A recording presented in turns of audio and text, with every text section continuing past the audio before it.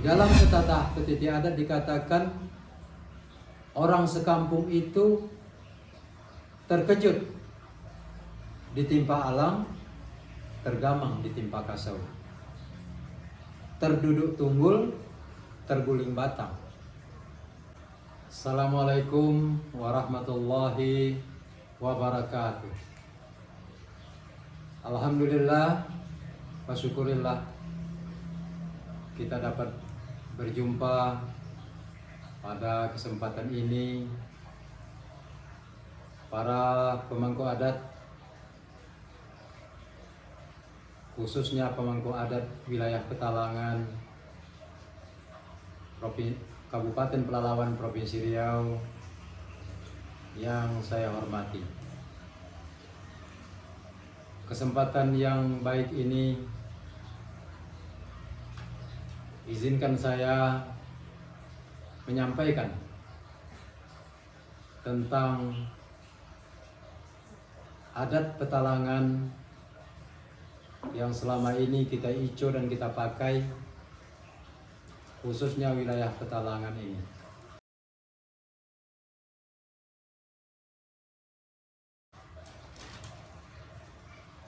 Di dalam adat Petalangan, adat yang dipakai adalah adat yang bersendikan sarak. Sarak bersendi kitabullah. Sarak mengatakan, adat memakai. Kemudian di dalam adat Petalangan itu ada 3, seperti tali berpilin 3. Yang pertama dikatakan adat sebenar adat. Adat sebenar adat ini adat yang tidak lapuk karena hujan, tidak lekang karena panas, kalau dianjak layu dicabut mati.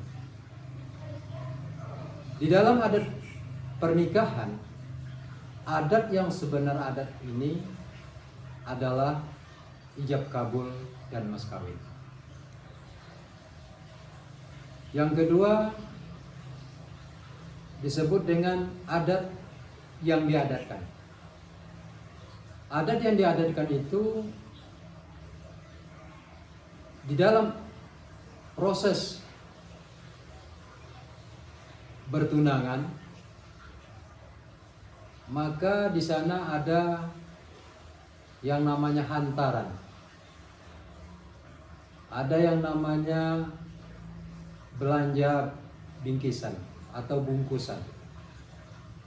Hantaran dan belanja bungkusan itu di dalam adat Petalangan disebut dengan adat yang diadatkan. Yang ketiga disebut dengan adat yang teradat. Adat yang teradat itu kalau di dalam proses pertunangan juga, contohnya seperti tepak sirih, kemudian pakaian, memakai pakaian Melayu Petalangan, itu sudah ditentukan. Maka di situ disebut dengan adat yang teradat. Ketiga-tiga ini diico dan dipakai, dihormati oleh masyarakat adat Petalangan. Ini dasar daripada adat ini.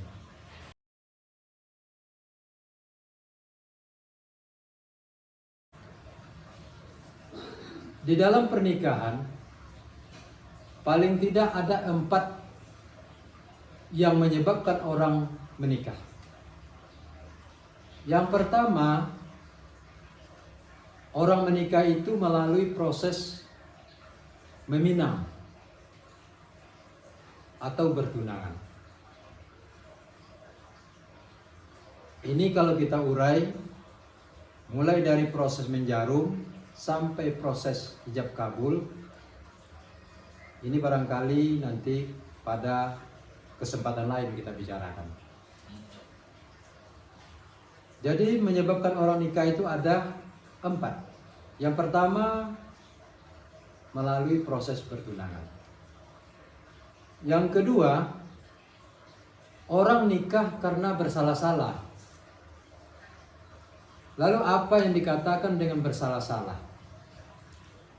Bersalah-salah ini jika dijumpai antara seorang laki-laki dengan seorang perempuan melakukan perbuatan yang melanggar adat dan agama, maka perbuatannya ini disalahkan, kemudian ia dinikahkan. Nah, di dalam adat Petalangan, nikah yang seperti ini tidak boleh dimuliakan. Dalam arti tidak ada pesta, tidak mengundang orang ramai. Nikahnya cukup oleh lebay yang berempat. Di dalam istilah ada dikatakan ayam di bawah rumah pun tidak mengetahui. Ini nikah bersalah-salah. Yang ketiga, menyebabkan orang nikah adalah menghantarkan diri. Menghantarkan diri ini seorang laki-laki datang ke rumah seorang perempuan, di mana laki-laki dan perempuan ini di rumah itu hanya berdua saja. Jadi tidak ada orang lain. Terserah apakah mereka ini ada di rumah, di ruang tamu, atau di ruang keluarga. Yang penting mereka ini hanya berdua saja. Nah, ketika mereka ini sedang berdua, lalu diketahui oleh orang, dalam istilah adatnya ditangkap orang ini kesalahannya, maka perbuatan seperti ini dinyatakan salah, menghantarkan diri. Lalu timbul pertanyaan, apakah menghantarkan diri ini nikahnya boleh dimuliakan? Maka jawabannya boleh. Boleh dipestakan, boleh mengundang orang ramai. Akan tetapi pihak laki-laki didenda. Didenda dengan denda beras 20 gantang, kambing 1 ekor. Apa alasannya pihak laki-laki didenda? Karena pihak laki-laki nikahnya ini secara mendadak. Di dalam petatah petiti adat dikatakan orang sekampung itu terkejut ditimpa alam, tergamang ditimpa kasau, terduduk tunggul, terguling batang. Jadi untuk menegakkan tuah dan maruah masyarakat setempat terhadap kasus pernikahan menghantarkan diri ini, maka dia laki-laki didenda beras 20 gantang, kambing 1 ekor. Karena bagaimanapun nanti menjalankan mufakat dengan keluarga besar, dengan orang sekampung, itu merupakan termasuk adat yang sudah teradat. Jadi di dalam petata petiti adat dikatakan kalau mendapat sama berlaba, hilang sama merugi, sebagai wujud hidup sekampung. Nah, kalau misalnya orang datang menghantarkan tanda kepada anak gadis kita, itu dinamakan laba. Maka berlaba ini sama mendapat, paling tidak kita menjalankan mufakat dengan masyarakat sekampung. Itu yang ketiga, nikah menghantarkan diri. Yang keempat, menyebabkan orang nikah itu karena menyerahkan diri. Orang yang menyerahkan diri ini di mana seorang laki-laki mendatangi pihak keluarga si perempuan, salah satu di antaranya. Lalu si laki-laki ini menyampaikan niatnya bahwa dia ingin menikah dengan si A, anak gadisnya bapak itu, ibu itu. Maka kalau misalnya pihak perempuan mau menerima orang ini, maka dia dinikahkan. Dinikahkan, dan nikahnya boleh juga dimuliakan.